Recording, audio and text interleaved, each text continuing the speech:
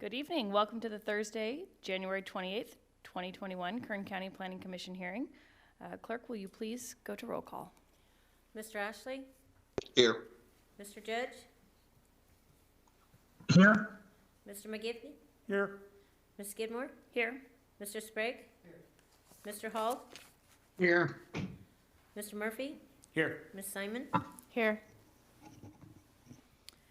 The County of Kern provided notice that as a result of the declared federal, state, and local emergencies due to COVID-19 pandemic and in light of the governor's order, this Kern County Planning Commission meeting is not physically open to the public. Testimony and general public comment are accepted via email or voice message to the clerk of the commission prior to tonight's meeting, and live comments via teleconference will be held during the meeting.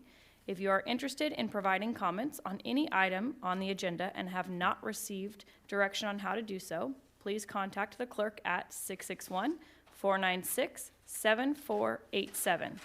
We will begin tonight's meeting with commissioner member announcements or reports. Seeing none, anyone on the virtual line have any announcements or reports? None. Chairwoman Skidmore, there's no public comments. Okay. I will just say welcome to your first Planning Commission meeting as chair. Thank you. We will continue on to consent items, and I will, approval of the minutes for January 14th, 2021. I believe we need a motion and a second for approval of the minutes. Second. Motion and a second. We will do a roll call vote. Okay, go ahead and we will proceed with all ayes. Any ayes? Aye. Aye. I just had one proposed change. It's minor, and not to be nitpicky, but in the commissioners present, we still have Commissioner Frank listed on there. So that's an easy change, just to delete that name. Otherwise, aye for me. Great catch. Thank you. Okay. Cases withdrawn or requests for continuance. Mr. Murphy? Thank you, Madam Chairman. We do have one item that is being continued. However, it was not identified that way on the agenda under item D. It is case number 2. So what we'll do is we'll actually consider case number 2 in its regular order, at which point I will be recommending the case be continued. But other than that, that completes the items that are being withdrawn or requests for continuance. Great. For item E on our agenda, this is consent items, and I will again turn it over to you, Mr. Murphy. Thank you again, Madam Chairman. We do have one item on consent. This is the Floyd Hinsley project by Porter and Associates. However, we do have an applicant and a representative and also a member of the public that would like to provide comments on this. So I recommend that your commission not consider this on the consent calendar and rather be pulled by staff, in which we will consider it in its regular order. Great. Do we need a motion for that? Madam Chair, you would not if staff is pulling it off the consent calendar. Great. Okay, let's go ahead and go on to consent item number 1. Would you like me to do public presentations first? Yes, please. Okay. Madam Clerk, were there public comments submitted on any consent agenda items? Chairwoman Skidmore, no, there were not. Okay, and do we have any public presentations from anyone else on any other topic? No, we do not. Okay, great. Let's move on to our continued cases, consent item number 1. And Ms. Simon? Over here. Great. Hi. Got it. Good evening, Chairwoman Skidmore and Commissioners. The project before you tonight is the vesting tentative tract number 7295 and zone modification 41 map 101. This case was originally scheduled to be considered on the December 10th, 2020 agenda. However, subsequent to the distribution of the staff report, correspondence was received from various mineral rights holders indicating notice of the project was only recently sent out for review, and therefore the mineral rights holders requested the case be continued in order to provide additional time to review the project and come to a workable resolution regarding the drilling on the property. This project site was subject to a prior action on September 17th, 2019. The Board of Supervisors considered and approved specific plan amendment 89, map 101, and zone change case number 195, map 101, that amended the land use, open space, and conservation element of the Western Rosedale specific plan map codes from rural residential and urban estate residential to suburban residential, and to change the zone classifications from A1 to E quarter, E half, and drilling island to facilitate the proposed tract map. With that approval, the entirety of the site is currently zoned A1 with E quarter, E half, and drilling island, all to become effective upon recordation of the final subdivision map.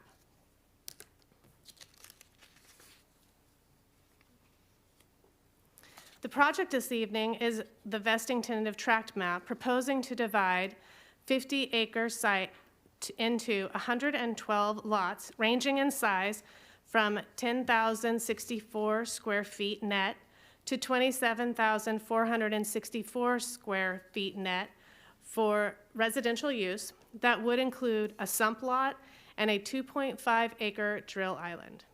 As part of the request, the applicant also proposes a zone modification to allow two 10,064 square foot net lots where a minimum lot size of 10,890 square feet net is required in the E quarter district.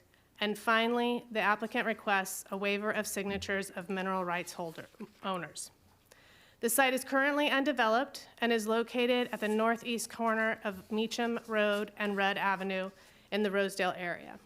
Development in the general area consists mainly of residential neighborhoods with larger residential lots to the east and undeveloped land to the east and north. Water supply and sewage disposal for the project are proposed to be provided by Vaughan Water Company and North of the River Sanitary District Number 1, respectively. This proposal also includes many limited design variations. Sorry, excuse me. To the Land Division Ordinance and have been requested and were discussed at the Subdivision Review Committee meeting on November 18th, 2020. These limited design variations include blocks in excess of 1,300 square feet or blocks less than 2 tiers of lots wide. But notably, in particular, one of these requests is the deviation for a 24-foot wide private access easement where a 60-foot wide public access easement is required to allow the deletion allow the deletion of type A improvements for the proposed 24-foot wide private easement, because there will not be any public access for the drill island. This 24-foot wide access would give way for mineral rights holders to drill on that island and explore for petroleum or other minerals. In addition, a condition is included that a gate at the entry and a masonry wall will surround the drill island. Following the discussion at the Subdivision Review Committee regarding the conditions of approval, the development variations, and the staff report, the applicant's representative indicated that he did not have any questions. The committee chairman at the Subdivision Review Committee summarized the revisions which are included as recommended conditions of approvals and findings for your commission's consideration. During the course of processing the request, 9 agency comment letters have been received regarding, let me see if that's correct. 9 agency comment letters have been received regarding the proposed project. The agency comment letters received regarding the proposed project recommended inclusion of standard recommended conditions of approval that have been included for your commission's consideration this evening. As previously stated, the applicant has requested a waiver of signature in accordance with Section 18.45.020D1 of the Land Division Ordinance, which requires mineral rights holders as a party of record title interest in subdivided property to indicate their consent to the preparation and recordation of the final map by signing the map. In order to approve a request of the waiver of signatures, the following findings must be made by your commission in accordance with Section 18.15.030K of the Land Division Ordinance. The first finding is waiver of required signatures of owners of interest can be determined to be in the public interest that development not be prevented. 2, it can be determined that the surface owner has exhausted all reasonable means for locating owners of interest and obtaining their signatures. And finally, in the case of requests for waivers of signatures of oil and/or gas mineral rights owners, in addition to the above findings, it can be determined that the proposed tract provides for future development of mineral rights through the establishment of a zoning district pursuant to the Kern County zoning ordinance that permits the exploration and extraction of underlying oil and gas minerals as a matter of right. In regard to the first finding, it must be found that the waiver of signatures on the map is in the public interest. It could be found that the public interest would be served as the development implements Policy 4 of the land use element, which requires proposals to provide for an orderly and outward expansion of new urban development so that the proposal also maintains continuity of existing development, allows for incremental expansion of infrastructure and public services, and minimizes impacts on natural resources and provides a high-quality environment for residences. In order to address the second finding, it must be determined that the surface owner has exhausted all reasonable means for locating possible owners of interest and obtaining their signature. Staff contacted the applicant following the December 10th, 2020 hearing to determine status of the mineral rights negotiations. The applicant's representative submitted information that indicated the applicant has been in contact with mineral rights holders and attempted to come to an agreement regarding the mineral rights. On January 7th, 2021, staff received comments from Kenneth Metler, a representative for the applicant, indicating that of the 50 mineral acres impacted by the proposed tract, 25 mineral acres are currently owned by the developer. Other mineral acres are leased with surface rights to be waived or have a surface waiver, while the remaining 25 mineral acres are owned by others who have been contacted with offers to purchase the mineral rights or a surface waiver. Mr. Medler provided a letter indicating contact with the mineral owners was made between July 2019 and January 2021 through phone calls, emails, and certified letters. Mr. Metler also provided staff copies of the letters that were mailed. The applicant's representative has indicated that those with proposed offers have not been accepted by either party, but have not detailed to what extent negotiations or discussions have taken place. At this time, should the proposal be approved and the tract records, the zone change will become effective without all mineral owners waiving their surface rights. Should this happen, oil drilling could be requested from the state on each individual parcel of the tract with an application of a conditional use permit. Each proposal would need to be evaluated per CEQA and would not be automatically denied, but instead would be evaluated, considered as a legitimate mineral interest and considered by the Planning Commission and conditioned.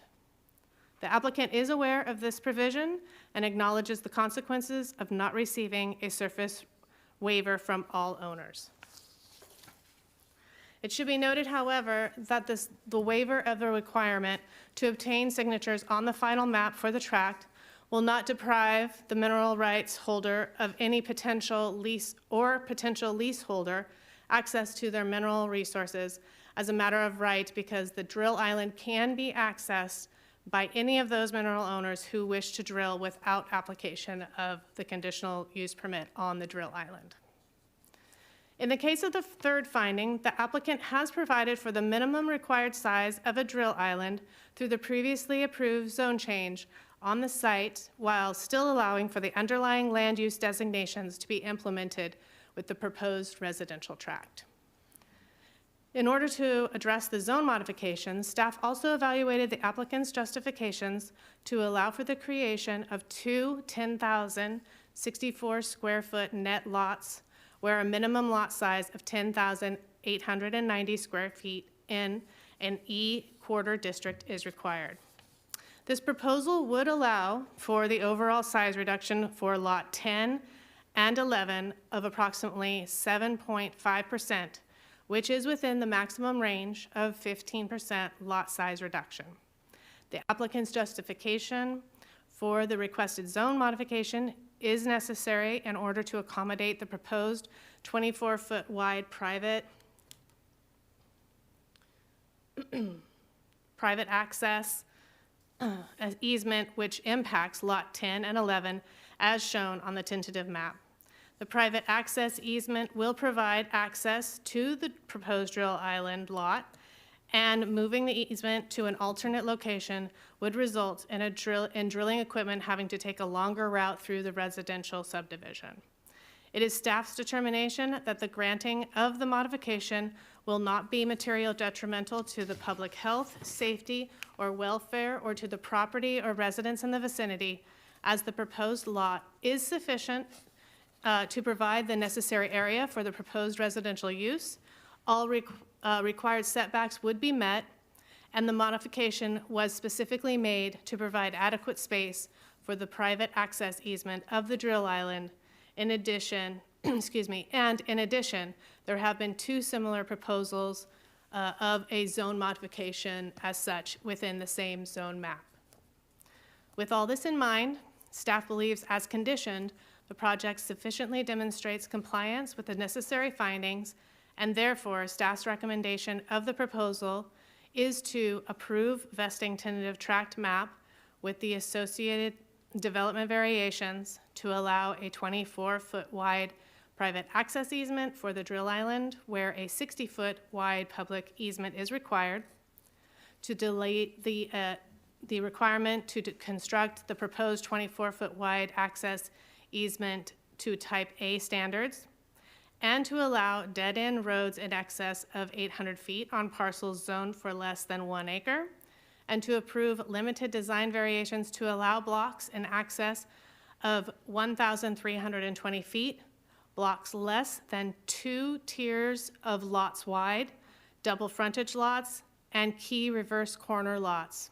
Subject to the recommended conditions of approval, approve request for waivers of signatures of mineral rights owners, approve zone modifications subject to conditions as requested, adopt suggested findings as set forth in the attached draft resolutions.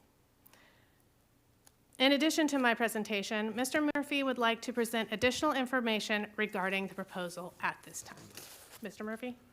Thank you, Ms. Simon, members of the Planning Commission.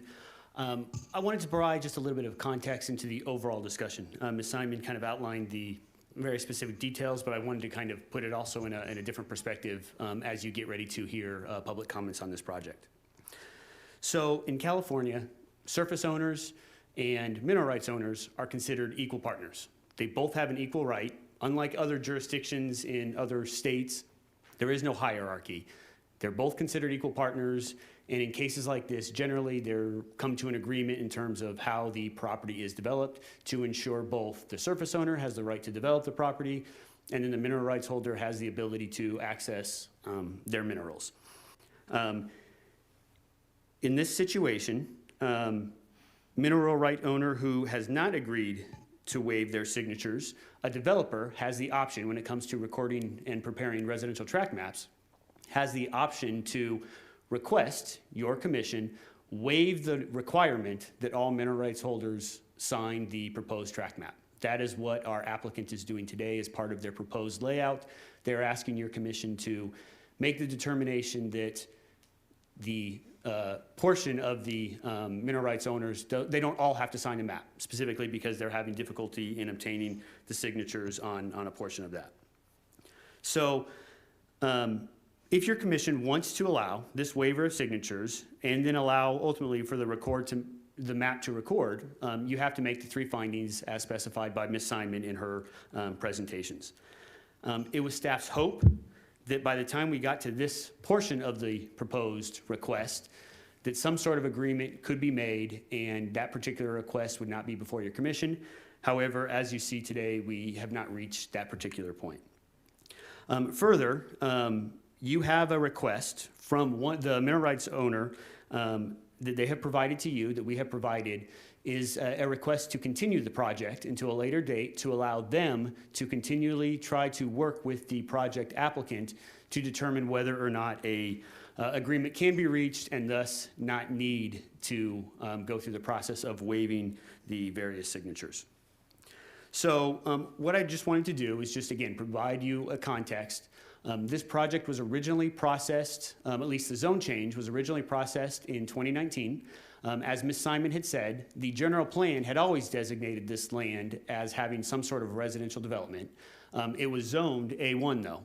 So in 2019, the applicant proposed a general plan amendment to intensify the type of residential use, but then also they proposed a change in zone classification to change that zoning from A1 to the various residential designations that are in existence if the map records.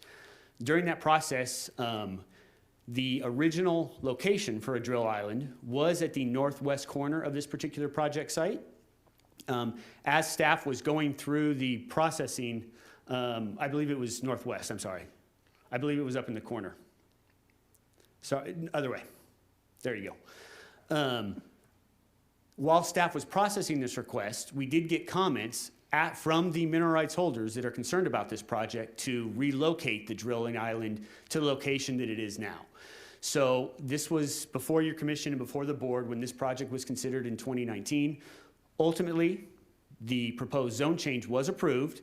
However, before any development could commence, a track map still had to be recorded, and thus the issue had not been resolved. Rather, the underlying zoning was in place, and then the item before and the actual creation of the track map was done, and that's what brings us to today. I can let you know that this version that is before your commission is slightly different than what was originally proposed, which is why the application has some modifications to a couple of the lot sizes. Originally, when this application was turned into staff for this track map, the drill island was still in the same location, of course, but the access to the drill island was from the cul-de-sac just west of where that drill island was located. When staff reviewed that proposal, we determined that, well, if that's where the island is accessed, for any of that equipment, any way to get to the drilling island, they would have to go through basically the entire residential neighborhood to access their parcel.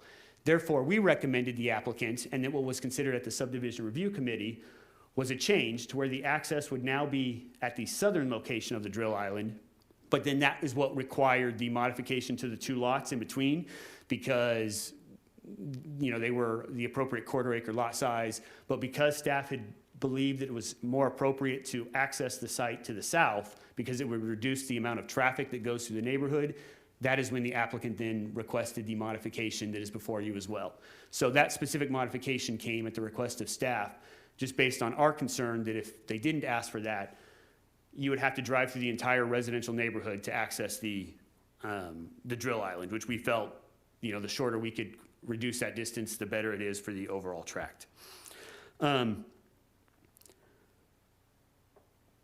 With that being said, again, I do believe you're going to have comments today from the project applicant. You're also going to have comments from the mineral rights owner who is still expressing some concerns regarding the conversations that have taken place. From the planning staff's perspective, we are not brokers. We're not negotiating any deals. We have simply said this is the process that you must go through. We recommend that you guys get together and try to have a discussion to see if you can figure this out. That has not happened to this date.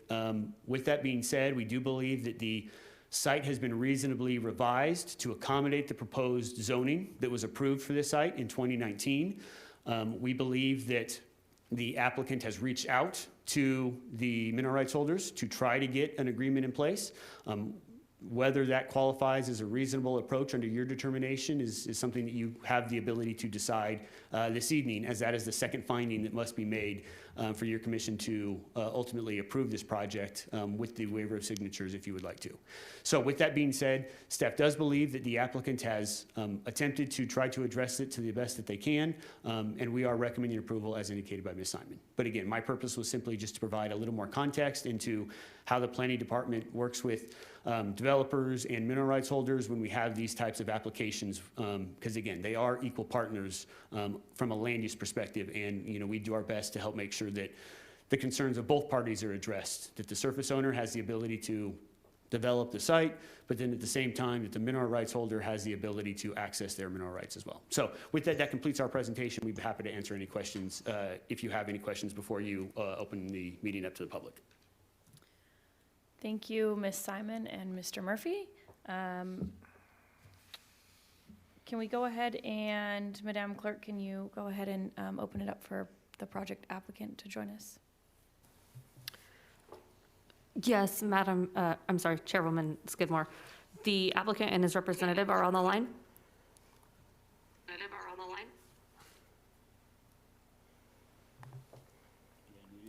Can you please dial *6 to unmute yourself? Can you hear me now? Yes, we can. Can you hear me? This is Fred Porter, Porter and Associates Engineering. Yes, we can hear you. Please proceed. Thank you, thank you. Yes, my name's Fred Porter, Porter and Associates Engineering, and I've got here Mr. Mettler in the conference room, and Mr. Hinsley and Mr. Fisher, and we want to talk about the proposed project. First of all, I'd like to clarify a couple things. By the way, we're in support of the staff recommendation and the conditions of approval that we discussed at the Subdivision Review Committee hearing. And but I wanted to clarify a couple things. Number one, Mr. Frimidig, the gentleman that has issues with the drill site location now, he is not the owner of the mineral interest. He's a lessee of the mineral interest. So I just want to clarify that. I think Mr. Murphy indicated that he was the owner, but he's a lessee. So that's number one. Number two, back when we started this project, back in February 25th of 2019, Mr. Frimidig had issues with the location of the drill island. We actually had it located at the far east end of the project, and at the south end of that little 10-acre parcel there at the east end. So that's the location where we had the drill island. Mr. Frimidig didn't like that location. My recollection was he told I'm not a mineral person or understand the drilling terminology, but that wasn't the sweet spot for the oil. He said that he wanted us to move it to the present location. And so he on December 19th, February 25th, 2019, he sent me, and that's the location of the original one that's up on the map there. That's correct. He sent me an email with a location sketch showing where lot number 41 currently is where he wanted the drill island. And so on March 20th, I responded and I said, per your previous request, attached is a proposed revised location of the drill island. Please confirm that this location is acceptable to you, and I need something in writing from the lessee of record, which is West Coast Land Services, stating that they are in agreement. Please respond as soon as possible so we can submit the changes to the county. So Mr. Frimidig on March 20th, the same day, he responded back, how will we be able to access the drill island location following our development? Following your development, I'm sorry. Can you provide a developed layout with streets? So we sent him a copy of basically this configuration. It didn't show the new access road that was requested by planning. Access was actually off of, I think it's Centennial, the street name on the map. Centennial Street. So that was my request that was Jim's request on March 20th. And then I sent him the map. I went ahead and sent him the map. And then on March 29th, I sent Mr. Firmadig an email. Did you ever receive anything from West Coast on this? And Mr. Firmadig responded that same day, March 29th, 2019, no, we have not. And then he sent an email a little later, said, I'll get after them. So on, and again, West Coast, because they, and I'm not sure how all this works, but they transfer their lease interest to Mr. Firmadig. But they are the ones that are under lease on the mineral interest. So West Coast Land Services sent me a letter on dated May 7th, 2019. And I'm going to go to the second paragraph of the letter. It says, in the near future, we intend to drill an exploratory well on the revised drill island location, and despite your client's past interference and failure to respond, we expect and hope Hinsley et al. Will cooperate, not unreasonably delay or impede our project. We hereby request that the proposed drill island incorporate and include a driveway to the road immediately west. So that's where we originally had it proposed, but planning directed us to change it to have a little shorter path going through the subdivision, so we accommodated that, but he still has access to his drill island. And then it says, and then it says, as being part of the drill island, along with the notation of an appropriate block wall fence around the site that meets county regulations. So if you look on our drill island site, we show that there's proposed block wall around the perimeter of the drill island. And then they say, consequently, with the above requested modifications to the vested tentative tract number 7295 map, we can agree to the revised drill island location proposed by Mr. Hinsley et al. So I'm a little bit confused on why Mr. Firmadig, who told us this is, and he sent me a sketch, this is where I want the drill island. Now he apparently doesn't want it there. He wants it somewhere else. And I'm a little bit frustrated, I think, through this whole process, but we did exactly what the gentleman asked us to do. And as a result of moving the drill island there, I had to run to the fire department, get their approval, to the roads department to get their approval, because now we had to ask for limited design variations on the project, where previously we didn't, because it flowed better, the street layout flowed better the way it was before, but we went ahead and accommodated Mr. Firmadig. So in addition, my understanding is Mr. Firmadig is the leaseholder of the tentative tract 7310 up at the north west corner of our project, and he has a drill island at that location. In addition, in a previous email, he said he had a lease on APN 463, 122, 22, and 21, which are south of our two easterly cul-de-sacs. So there's 10 acres south of that. One of them is completely undeveloped, and the other one's partially developed. He has the ability to drill on those also. So I guess I'm a little confused of where we're headed with this. We've done everything that he's asked us to do. Mr. Metler did contact him saying, hey, if we bought your mineral lease, what would that cost my client?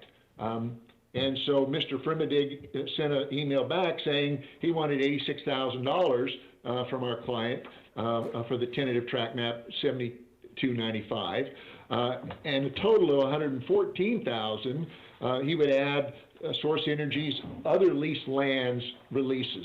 In other words, the parcel 22 that we discussed, parcel 21, and tentative tracks 7310. That's an astronomical number. And even if my client paid him that much money, he still has to have a drill island on the site. So we don't get rid of the drill island, but we put the drill island exactly where Mr. Frimidig asked us to do it. And by the way, that email from West Coast Land Services is in the possession of the Kern County Planning Department. So I'll be available to answer any questions. If you have any questions for Mr. Mettler, he is here available to answer those. So with that, we'll stand by. I guess I'm going to push *6 to mute it. Is there any other things you need from me at this point? Mr. Porter, at this time, go ahead and press *6 and hold on the line. And if we have any questions, we will reach back out to you. We're going to hear from other members. Thank you. Thank you so much. Madam Clerk, is there anyone else? Jim Frimidig is on the line. Great, thank you. Mr. Frimidig, go ahead and press *6 and please proceed. And will you please state your name for the record as well? You can hear me? Yes, we can. Okay. Yeah, that is true that I did request that the drill island be moved, but I didn't get around. I haven't been able to confirm exactly if that's adequate or not, based on the mineral owners we have. Mr. Frimidig, one moment. Will you please state your name for the record, just to have it on record? Yeah, I'm Jim Frimidig, F-R-I-M-O-D-I-G, and I represent Source Energy and many of the mineral owners under the Hinsley project, with whom we have oil and gas leases. And I guess your staff's report for today's meeting says the December 10th meeting on this subject was continued to allow time for the mineral right holders and the developer to come to a workable resolution regarding drilling on the property. Mr. Murphy told me that he expected us to negotiate with the Hinsley Group regarding our leases and drilling on the property. To date, the Hinsley Group has not conducted any real negotiations or attempts towards a workable resolution. As evidenced, on December 22, Hinsley's representative, Ken Mettler, sent me a single email, and he requested a price to purchase our mineral rights. So on December 24th, I emailed him a proposed price that stated we were more interested in proceeding with drilling and formalizing other related issues. After no response from them, I called Mettler on January 7th, and I was told that we wanted too much. I don't know why that's too much. That's how much our leases cost. But in any event, so I, of course, requested they make a counter proposal, and I further followed up with that request with a written documentation of that to them the same day. They never responded. I never heard anything from them. There was no negotiation. There was no attempt to working anything out as your staff had requested in the December 10th meeting. So for that reason, I request that their current application be denied or at least continued. I have other issues with their current application. They want to reduce the mineral right access easement from 60-foot public to 24-foot private. That change has some public safety concerns that I'm worried about. It could also make it difficult for us to obtain future drilling permits from the county. And then, of course, we're always been concerned that, of only having one drill site in this map, where the county usually allows an extra site for areas that are larger than 40 acres or so, I've been told by the county. But those two issues would be part of good faith negotiations between us and Hinsley, your staff originally asked for, and what I am now only asking to actually occur. And I'll hit *69 just a second here. *6. Thank There you, you Ms. go. Thank you, Mr. Frimidig. Please stay on the line in case we have any questions for you. Madam Clerk, is there any other public comment? Chairwoman Skidmore, no, there are not. Okay. Are there any commissioners who would like to discuss any portions of this item? Yes. Mr. Mr. Zhaj, did you chime in? We'll go ahead and start with you, and then we'll come back to the commissioners that are here in present. Yes, thank you. Thank you, Madam Chair. And can everyone hear me okay? Yes, we can. Okay. I want to get some clarification that I reached out to staff upon. So my understanding as staff was representing this earlier that after the zone change was approved, and this was back in 2019, this track map and the location of the drill island, was this track now presented at that same time? And the layout at that time, was that something that was available for the mineral rights owners to review as well? Chairman Judge through the, sorry, what, former chairman, Commissioner Judge through the new chairman. I do not believe they had the exact layout identified at that particular time. When we get these requests, that is not uncommon.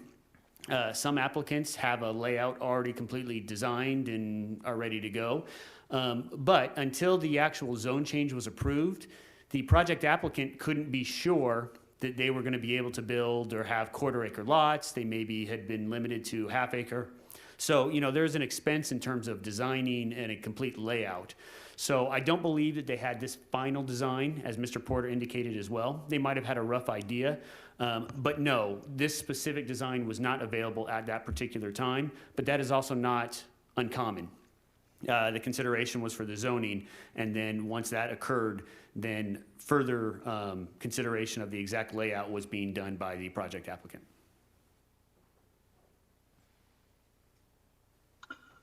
Thank you, Mr. Murphy. And the question I have is that current drill site that is laid out, do you have the actual overall dimensions of that drill site? Is that notated somewhere? I apologize, I don't have that. It's free in front of me. Commissioner Judge, through the chair, it is. I know that it totals 2.5 acres.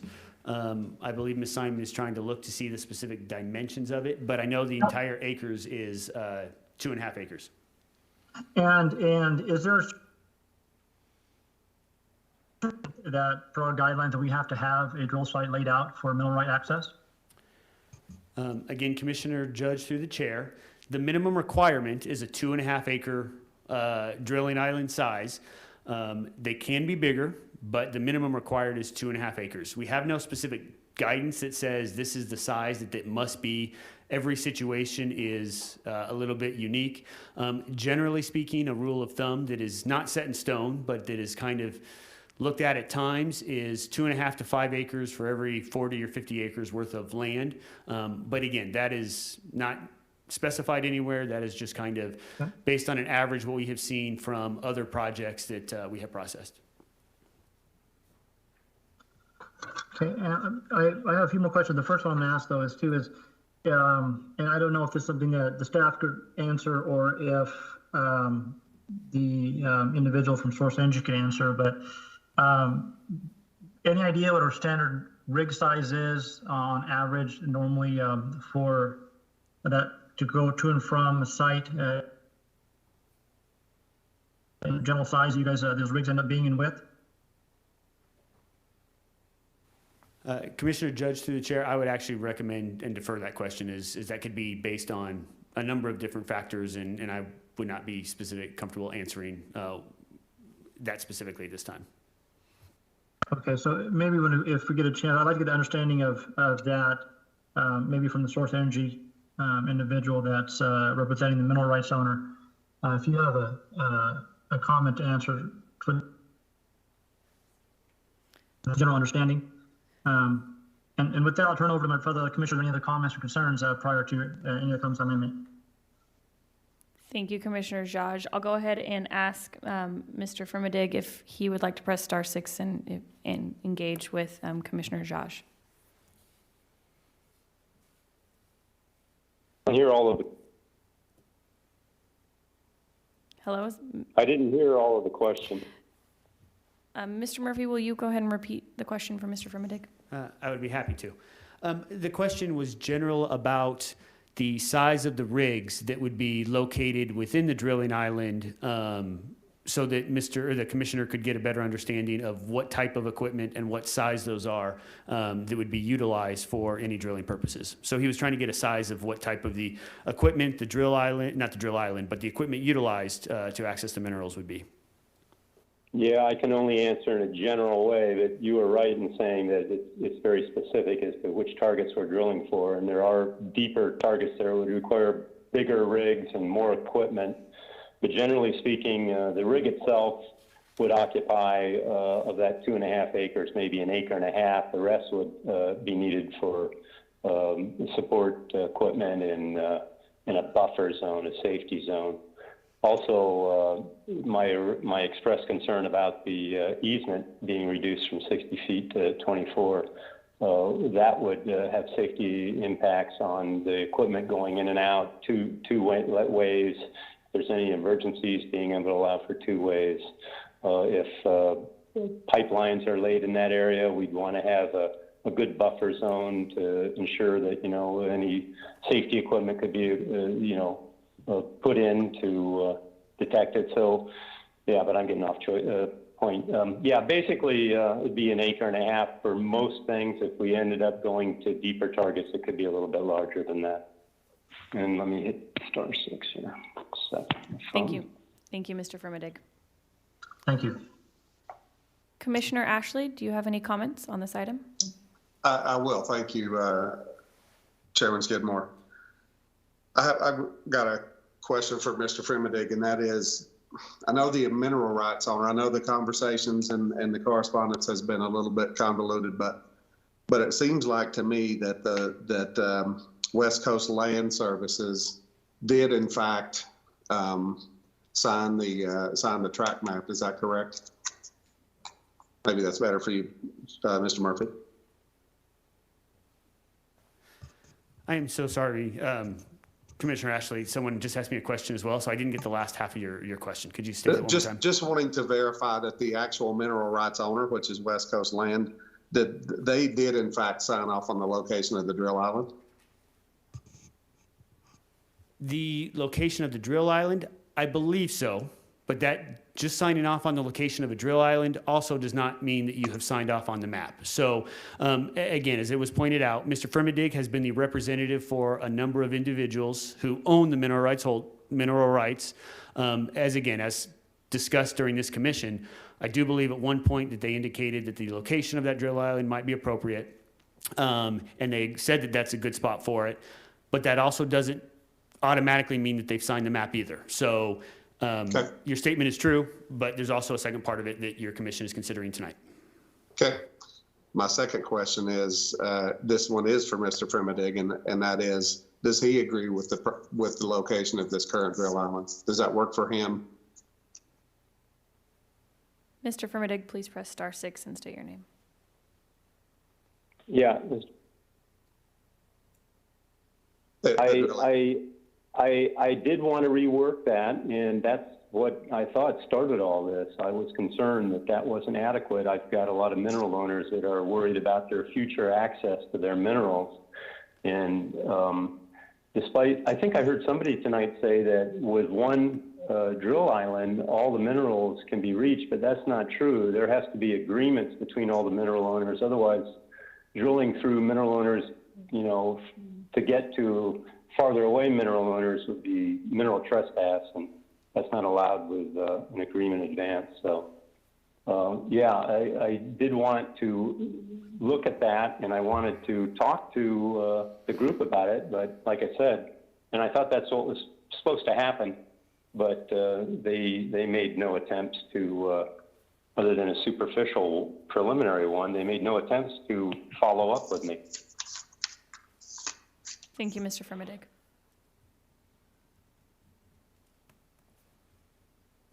I have no further questions at this point, Madam Chair. Thank you, Commissioner Ashley. Okay, I will open up to either one of you here. Mr. Commissioner McGivney? Thank you, Madam Chair. I wanted to clarify, just to understand that the previous drill island had the 60-foot setback or clearance, but the new one does not. And I read in the text here, that's kind of a point of contention, I guess. So is the previous spot for the drill island at all satisfactory? Does it meet the needs of most of the mineral owners, the mineral rights owners?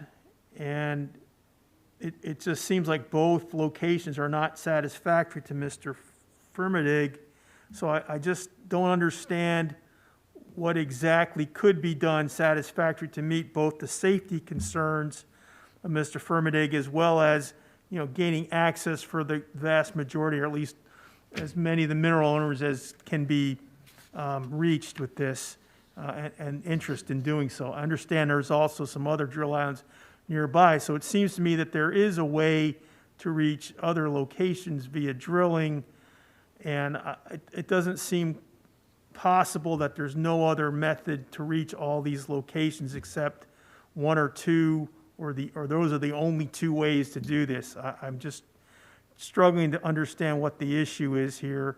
If there's no room for compromise, it appears that that's the case.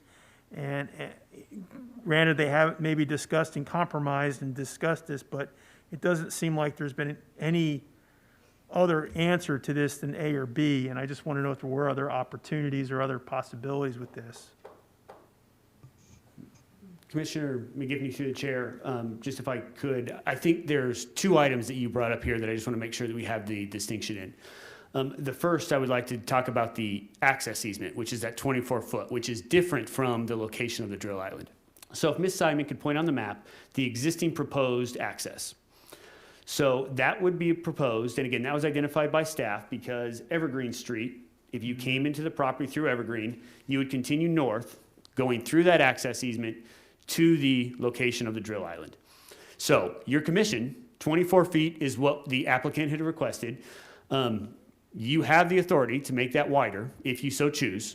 They were looking at, okay, if we make it too big, then they lose potentially lots 10 and 11. But at least in terms of making them an adequately buildable lot for a house and that kind of thing. So, but your commission does have the authority, if you think that a wider easement is needed, you have the authority to allow for that. Where the previous location, if Ms. Simon could point where Centennial Street is, the drilling island was still in the same spot up to the north.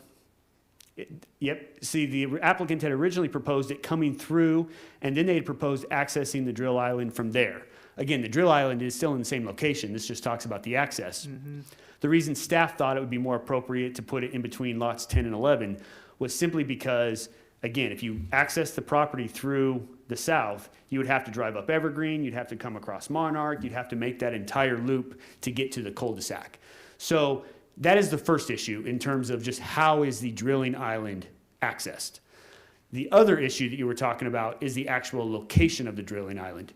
And again, what I can say is that that was something that we tried to help get resolved before a map ever comes forward. We make sure that all parties are aware, hey, we're looking to identify where a drilling island should be, what should be its size, everything along those lines. I believe that an attempt was made, but as you can tell, they still have some concerns regarding where the actual location of the drilling island is. But again, as you provided your comments, those are two separate discussion items, and I just want to make sure that your commission was clear when we're talking about the access easement that is being requested. The drilling island is still in the same spot. We're just talking about where they're actually going from the neighborhood to the drill island. And then if you're talking about the location of the drilling island, again, that's a little bit of a separate matter. Oh, okay, thank you, because it sounded like to me there was another previously proposed location or desired location, and this was the one that they came up with, and there were some safety issues involved, so it wasn't clear to me what was going on here between the two discussions that were in the two Correct. And Commissioner McGivney, I do believe that the safety issue that was discussed was specifically about the easement. The discussion about the location of the drilling island, again, that was one, and again, I appreciate Mr. Porter for correcting me, I had it wrong. We had advertised the location for a drill island because they needed to implement a zone change. We had started that process.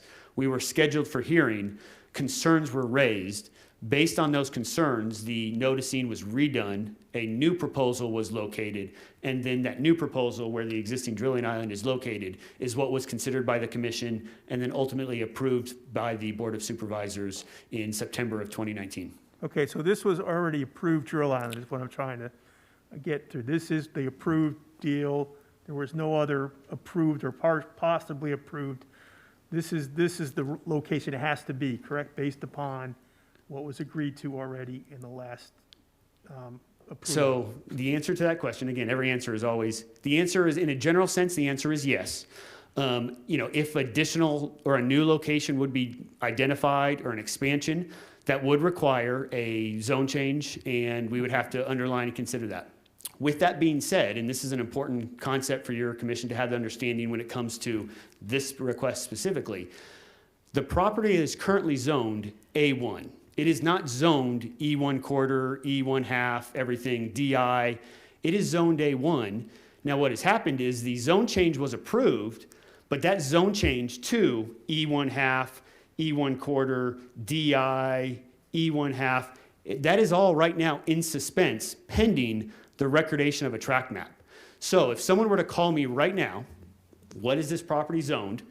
This is what it is. Well, it's zoned A1 with E1 half in suspense, with E1 quarter in suspense, with, so the underlying zoning, which includes the DI, it is currently still in suspense, and it doesn't become effective where it's an official DI zone classification until a map records.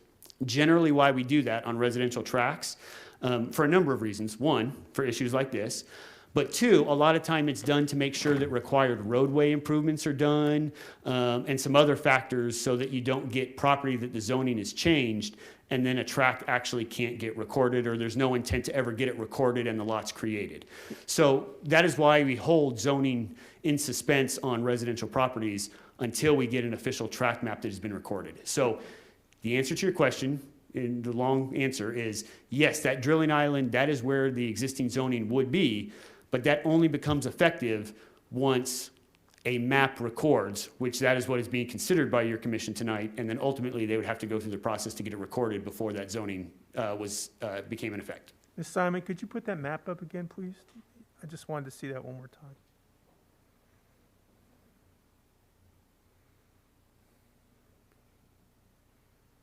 Okay, thank you very much. Thank you. Commissioner Sprague, do you have any comments? So if I turn my mic on, I might be able to hear me. I've followed this project since its inception in December to us and all the continuances that we've allowed. And I'm comfortable with what we've come up with here and what's been approved as the now drill site, and that all the mineral right holders could access drill sites there, even if they had to angle drill. So with what's here and what I've read in the package so far, I'm comfortable with the staff's development's recommendation that was read into the record for approving this request.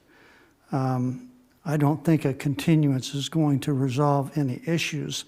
I think we just make the decision to waive the signatures and go with the application recommendation that staff has and push this forward instead of trying to continue it and be in the same spot down the road when the hearing comes back. I don't think it's going to get resolved any way like that. So I'm comfortable with making a decision tonight in accordance with a department recommendation from staff and moving this project forward. So with that, I'd listen to other commissioner comments, if there are any, and other comments that the chairman would require. Otherwise, I'd be prepared to make a motion. Thank you, Commissioner Sprague. I have one question for Mr. Murphy, and that was whether this Source Energy Corporation was the only group for mineral rights owners that have reached out with and have an issue with anything proposed. Chairman Sprague, No, Skidmore. Skidmore. I apologize. I'll have it fixed by the next meeting, I promise. All the kinks are worked out now. Mr. Firmadig and the group that he represents, I believe he represents a number of individuals. And, you know, I have indicated, as I previously did, is he was kind of representing the group that had been opposed. So, you know, I don't want to say specifically, and if you want to ask him how many people he's representing, I think that would be appropriate. But I can tell you that he represents more than just one individual. They kind of have a group that is opposed. But that group and his representation of them is the only mineral rights group that has reached out. You know, anybody that has reached out has been associated with Mr. Firmadig, and we have not heard from anybody else other than the group that he's representing. Madam Chair, can I ask course. staff a question? Mr. Murphy, you have 80% or more of the signatures that are mineral right holders that have signed off on the waivers, is that correct? Commissioner Sprague to the chair. Because they're leases, 80% I believe is about the number. And that's a combination of people that they have reached out to, that have agreed to waive the rights, and then also the property owner, surface owner, has some mineral rights as well. So I believe that that's about appropriate. I know that there is a representative, Mr. Porter has been working with, that could better answer that question, as they have been the one that has been charged with directly communicating and reaching out. And if you have a specific question regarding how much of that, I believe that it'd be an appropriate question to raise to. So you've got over 80% of the owners that have waived their surface rights at this point to allow the project to happen. So, I mean, that's more than 75%. And that was another reason why I was favoring the project after reviewing all the documents. And with the drilling island being sufficient there for taking and drilling the oil extraction. So consequently, with that, and with the mineral right holder signature waivers that are there, it just entices what I said and what my motion would be. Thank you, Commissioner Sprague. Was there somebody virtually that chimed in? Yeah, I'd like to make a comment. Will you please state your name? Report, James Firmadig. I'd like to, in the report itself, it says that only 40, I believe it was 40% of the mineral owners that signed waivers, not the 80%. And it is, as I've already described, it's not possible to drill to other mineral owners from one drill site without going through what might be impossible to obtain mineral rights to drill through other people's minerals, and that's not guaranteed. So just because you have a drill site doesn't mean the other mineral owners will be able to develop their minerals. So those two facts are incorrect. Thank you, Mr. Firmadig. Madam Chair, Yes, is Commissioner Josh? if you don't mind, I'd like to make a couple more questions. Yes, of course. Please state your name just so we can hear you. Yeah, this is Commissioner Rick Judge. And I appreciate the comments from the fellow commissioners. I have a few questions for the applicant, Mr. Metler and his team. So if you guys wouldn't mind star 16 yourself to unmute, and I have a couple of questions. Hope you guys help clarify for me. Can't hear. And do we have this line? Yeah, we've unmuted. Can you hear us? Yes, we can. Thank you. So just to help me understand, and I appreciate Commissioner Sprague's comments. I unfortunately was not part of this from the very beginning. Help me to understand timelines. I do understand that you went through the zone change process back in 2019. When did you initially actually start this process of starting this development and bringing? Mr. Porter, before you and your team continue, will you please state your name before you make your comments so we can hear you on this end? Yeah, I can answer that question. This is Fred Porter. Number one, we did submit a copy of the concept map back when we did this, the GPA zone change. It had a little different configuration, and that's where Mr. Fremidig decided he didn't like the location of the map, because we had submitted a map, like I say, with the drill site at the previous location that I indicated originally, at the southeast end of the project, and the map was very much like the current configuration. And then Mr. Fremidig said, I want you to move the drill island to the location that we presently have it. And so we reconfigured the map to the current configuration that you have before you tonight for tentative track 7295. In fact, I have a map that was stamped by the fire department for access roads only, dated March 19, 2019, because like I indicated previously when I spoke, I had to scramble around and get signatures from the fire department and the road department to do this new configuration. So this map has been around since just right before March 19, 2019. So our concept, grant you, the map wasn't submitted for any approval, but that was the concept that we have, and the concept that we had in March 2019 is the same map that you have up there, other than the drill site access easement that the county requested us to do. By the way, if Mr. Fremidig, with permission from the county, if he doesn't feel that 24-foot will get him all the equipment that he ever needs through there, why not allow it to go down Centennial Street for if he has giant equipment? I'm sure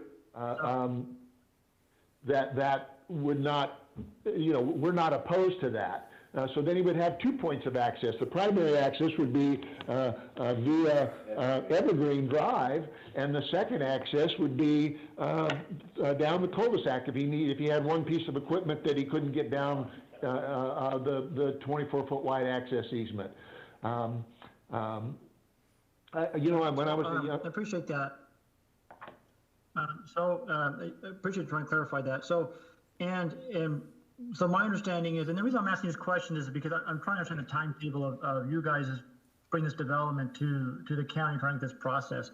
I can see that you guys have gone through quite a bit of effort to get this project to where it is today, going through the Board of Supervisors, the zone change modification. I have seen that the mineral rights owner was discussed and did request this current location from its original location, so you guys did modify that. So I appreciate the fact that you guys have made the effort to accommodate the mineral right owner. And one thing that I want to clarify with the rest of my commission as well is that a very comment made by staff earlier is that mineral right owner and a service right owner both have equal rights and to develop. And if a substantial effort has been made not to minimize development and effort has been made to communicate, I think that is what this goal I am seeing has been made by the Mettler Group here to reach out to the mineral rights owners to process this map and get it moving. And looking at the 3 items that we have to consider for the waiver of the signature, I also, with Commissioner Sprague, am in agreement that the applicant has taken the time to get the design approved and reviewed. They have modified their track map, the design to accommodate the mineral rights owner. And I think that's not an easy task to take on, and it takes a lot of effort to make that type of modifications. Also, my next comment was going to be, would be the safety concern of the easement, or the 24-foot, because the width of the equipment coming in and out. But I appreciate the applicant recommend full width street. Also allow access off of Champaign Street, if that is the correct name. But I think that would be a good addition to allow access from both sites, so that way the mineral rights owner is not limited if they do have larger rig equipment that needs to get into the site. So, I just wanted to make sure that we were able to meet 3 items that were presented to us under the section of the land use code. And I'm in agreement that the applicant has exhausted their opportunity getting this resolved. And if they try to relocate the drill section, again, they're gonna have to come through a modification, zone modification, and that is not a no easy feat. So I don't want to hinder development, and I also am comfortable on supporting this project with the addition of the note that also allow access off of the internal cul-de-sac if there is a larger rig section. I think that should accommodate the mineral rights owners, and it should allow this project to move forward. Thank you, So Commissioner thank Judge. you for my. Thank you, Commissioner Judge.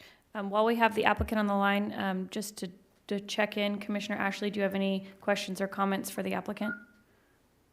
I do not. I do have a comment, just a general comment, and that is that I have some knowledge of this process. I have dealt with it occasionally, and I agree with Commissioner Zaj and Commissioner Sprague in that it seems to me that the applicant has done the due diligence that's required, has attempted to negotiate with the mineral owners, has negotiated and actually relocated the drill island to accommodate the request. I think that's reasonable. We're talking about a pretty small mineral parcel, 25 acres,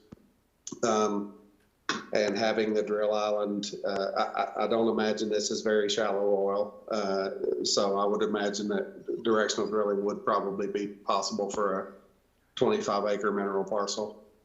So I think that's reasonable as well. I do agree with Commissioner Zaj, and I think that I appreciate the applicant making the concession. It makes sense from a safety perspective, and if the rig is trying to reach a deeper mineral reservoir, then that's going to be easier to bring in bigger equipment. Then I think that makes sense as well. So I would support that motion. Thank you, Commissioner Ashley. Thank you, Mr. Porter. I'll look to my fellow commissioners for a motion or any other comments. Madam Chair, I would go to Mr. Murphy and ask him if he would make any revisions or modifications to the staff recommendation that was read into the record. Commissioner Sprague, through the chair, if it was your desire to also include a secondary access of a 60-foot wide easement to be located off of, Ms. Simon, if you could put the track map back up, please. Sorry, it just makes it easier for me.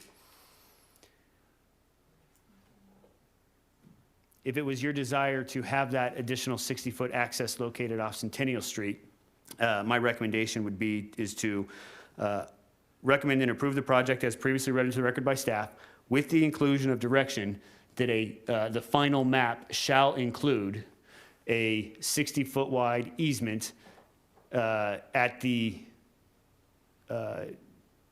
cul-de-sac knuckle of Centennial Street to access to be served as a secondary access to the drilling island. And I would just include that at the end of the recommendation. And then what that means is the project could get approved, and then when Mr. Porter would go to final the map and everything along those lines, they would have to have their final design that shows that in there, and that would have to be incorporated into the map that would get recorded. Okay, then do you want to alter what was read into the record as far as the staff's recommendation?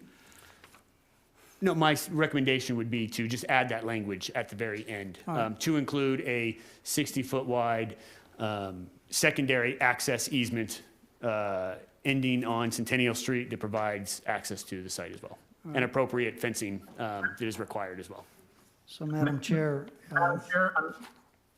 is there other comments? I apologize. I don't mean to cut the motion off, but I'm asking for one quick clarification. Yes, Commissioner Can you hear Josh? me? Yes. I'm sorry, Mr. Sprague. Back to Mr. Murphy. Just a quick question prior to making a 60-foot easement, in that cul-de-sac, is that width 60 foot within that space that was originally laid out? Or, because, you know, normally, I don't know the width of that. Be within that knuckle, or does that also encroach into the existing lots that are there?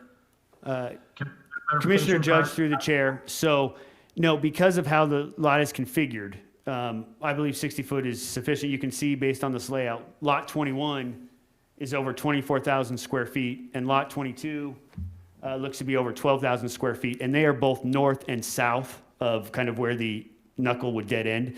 So, you know, that 60 foot could be accommodated right at where that knuckle ends specifically. I just wanted to make sure prior to before we put the wording of 60 foot that it wouldn't get larger than knuckle. So thank you for that clarification, and I'll turn it back to Commissioner Sprague. Okay, Madam Chair, if there are no other comments from commissioners, I would make a motion that we approve the project as read into the record and altered by staff, and look for a second. I will second. Commissioner Judge, seconded. We'll do a roll call vote. Mr. Ashley? Aye. Mr. Judge? Aye. Mr. McGivney? Yes. Ms. Skidmore? Yes. Mr. Sprague? Yes. All ayes. Great. We are now going to move on. Chairman Skidmore? Yes. I apologize. Of course. Tonight's action was final unless it is appealed. So if you don't mind, I'd like to read the right of appeal first before you move on to the next item on the night's Please agenda. do. So for projects where the Planning Commission action is final, those actions are subject to an appeal to the Board of Supervisors by any interested person, and no development proposed by any application may be authorized until after the final date of appeal. That appeal may be filed with the Kern County Planning and Natural Resources Department, located at 2700 M Street, Suite 100 in Bakersfield, with a filing fee of $540 on forms that we have available at the Planning Department and that are located on our website. For track maps, which is what this project is, that appeal must be filed within 10 days from the date of the decision of your commission. If no appeal is received, the action of the Planning Commission is final.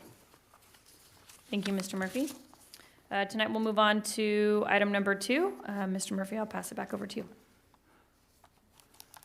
Thank you again, Madam Chair. Item number 2 this evening is conditional use permit number 17, map number 117. Our applicant is the Johi Ranch Mining Project by Diatom LLC in combination with WZI as their engineer. This project is located on the north and south side of State Route 58, approximately 8.5 miles west of the unincorporated community of McKittrick. This is a conditional use permit that will allow the surface mining operations and development of a reclamation plan on a just over 93 acres of a 331-acre project site in accordance with the Surface Mining and Reclamation Act of 1975. All were located in an A district. Staff is recommending this case be continued until March 11, 2021. We have an EIR that was circulated. We have requirements that OMR, we have to provide appropriate responses to OMR. They are in the process of providing us their comments regarding this entire site. So we are recommending this continuance to allow sufficient time for OMR to give us their comments and then us to respond to them before your commission takes any action. So again, the recommendation is to continue this project until March 11, 2021, and our applicant has been made aware of this and did not express any concern with that continuance. Thank you, Mr. Murphy. Madam Clerk, do we have anything, anyone wanting to chime in on this item? Chairwoman Skidmore, no, we do not. Great. Madam Chair, I would make a motion that we continue this item number 2 until March the 11th as proposed by staff. Second. Motion by Commissioner Sprague, second by Commissioner McGivney. Roll call vote. Mr. Ashley? Aye. Mr. Judge? Aye. Mr. McGivney? Yes. Ms. Skidmore? Yes. Mr. Sprague? Yes. All ayes. Okay, we are on to the final item, adjournment. We will see you on February 11th, 2021. Motion to adjourn. Second. Second that. All ayes? Aye. Aye. Aye. Thank you. Have a good evening. Good.